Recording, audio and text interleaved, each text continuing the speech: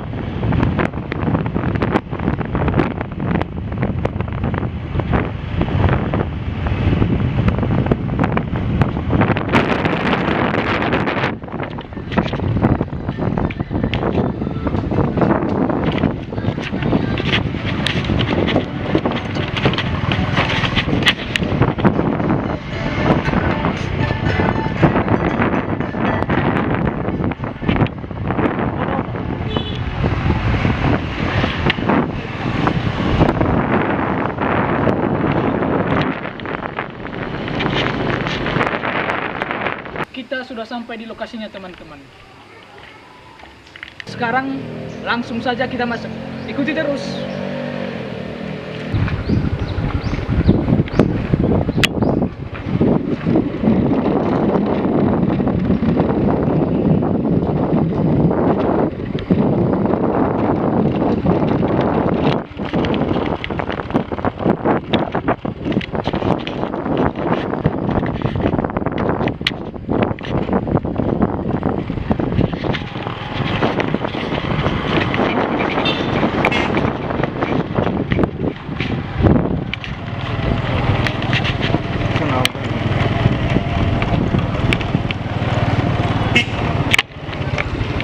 Di Momboku terdapat 2 kolam. Satu kolam untuk dewasa dan kolam yang satunya lagi untuk anak-anak. Di belakang saya ini adalah kolam untuk orang dewasa. Kedalaman sekitar 2-3 meter. Dan sekarang kita akan melihat kolam untuk anak-anak. Ayo, ikuti terus.